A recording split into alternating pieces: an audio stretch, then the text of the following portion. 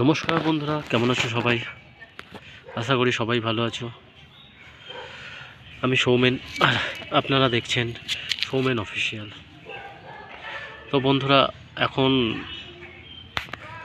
দেখতেই পাচ্ছ তোমরা যে শীত শেষ হয়ে গেছে প্রায়। আস্তে আস্তে বসন্ত চলে আসবে এবারে।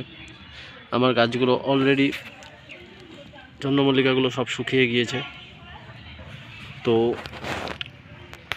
ভাবলাম এই চন্দ্রমল্লিকাগুলো নিয়ে আর একটা ভিডিও বানাই।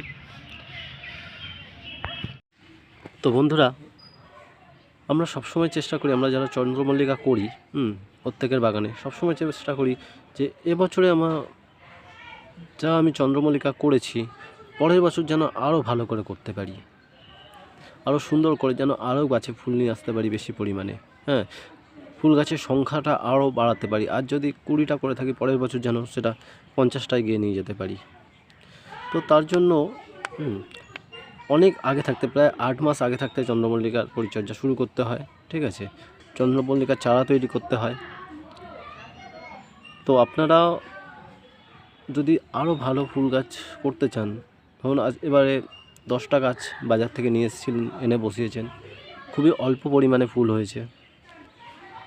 তো আপনার ইচ্ছা আছে যে পরের বছর আরও ভালো করে বেশি পরিমাণে চন্দ্রমল্লিকা পরিচর্যা করবেন এবং ফুল ফোটাবেন। তাহলে কি করবেন বন্ধুরা? বাজার থেকে ফের বাজারে যাবেন, চন্দ্রমল্লিকা কিনবেন, তারপর বসাবেন। কিন্তু আপনি দেখবেন যে এই 8 মাস আগে, প্রায় গরমকালে বা বর্ষাকালের ঠিক আগে আপনারা চন্দ্রমল্লিকা যদি করতে চান, তখন বাজারে গিয়ে দেখবেন যে চন্দ্রমল্লিকা চারা পাচ্ছেন না। ফলে আপনার সময়টা চলে যাবে। ভালো চন্দ্রমল্লিকা করতে গেলে যে সময়টা দিতে হয়, সেই সময়টা কিন্তু আপনি পাবেন না, আপনি ভালো চারা পাবেন না।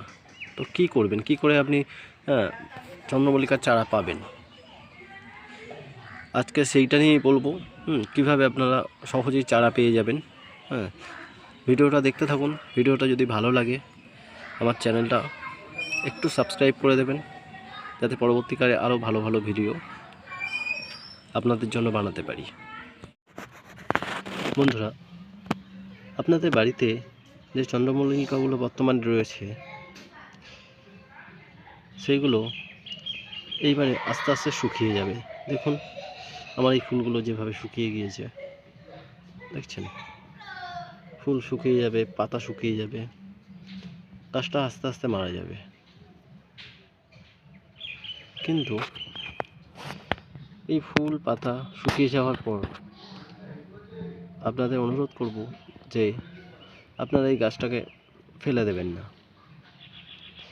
আপনি আপনাদের চন্দ্রমল্লিকা গাছগুলো এবছরে যেগুলো বসিয়েছিলেন, সেইগুলো থেকেই আপনি আগামী বছরের জন্য চারা সংগ্রহ করতে পারেন। আপনার যতগুলো ইচ্ছা ততগুলো চারা আপনি নতুনভাবে তৈরি করে নিতে পারেন আপনার বাগানের এবছরের গাছগুলো থেকে। তো আমি অনুরোধ করব আপনারা আপনাদের চন্দ্রমল্লিকা গাছগুলো শুকিয়ে যাওয়ার পর কোথাও ফেলে দেবেন না, নষ্ট করবেন না। গাছগুলোকে যত্ন করুন। কিভাবে রাখবেন যত্ন করে পরের বছরের জন্য, আজকের ভিডিও সেটা নিয়ে। তো বন্ধুরা, আপনি আপনার চন্দ্রমল্লিকা গাছগুলোকে ফুল বা পাতা শুকিয়ে যাওয়ার পরে এইভাবে কাঁচি দিয়ে এইভাবে ডালগুলোকে কেটে দেবেন। দেখছেন? এইভাবে প্রত্যেকটা ডাল কেটে দেবেন।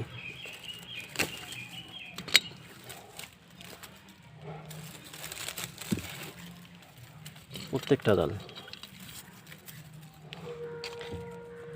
ডাল একেবারে গোড়া থেকে কেটে দেবেন।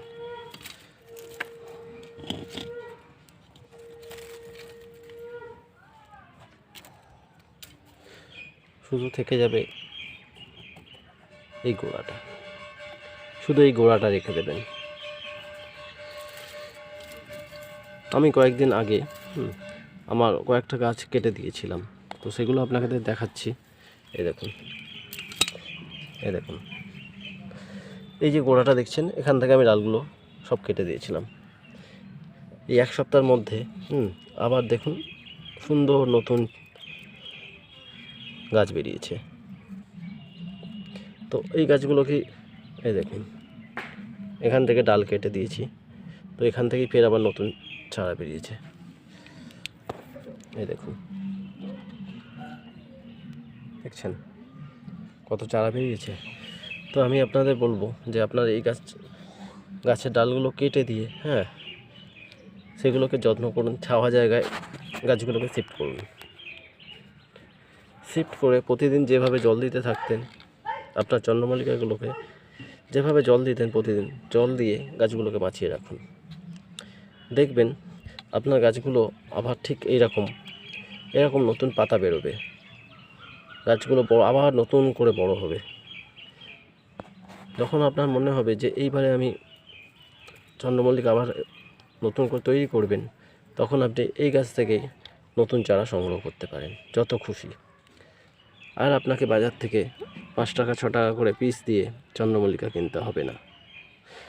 আপনি নিজেই এই গাছকে সংগ্রহ করুন, পরের বছর আপনি যত খুশি, আপনার মন যত চায় আপনি চন্দ্রমল্লিকার চারা বা কাটিং এখান থেকে তৈরি করে নিতে পারবেন। তো বন্ধুরা, এই ভিডিওটা দেখার পর আশা করি পরের বছরে আপনার চন্দ্রমল্লিকা আরও বেশি পরিমাণে করতে পারবেন। তো আজকের মতো ভিডিওটা এই পর্যন্ত। চ্যানেলটি সাবস্ক্রাইব করে আমাদের পাশে থাকুন। নমস্কার বন্ধুরা, ভালো থাকবেন।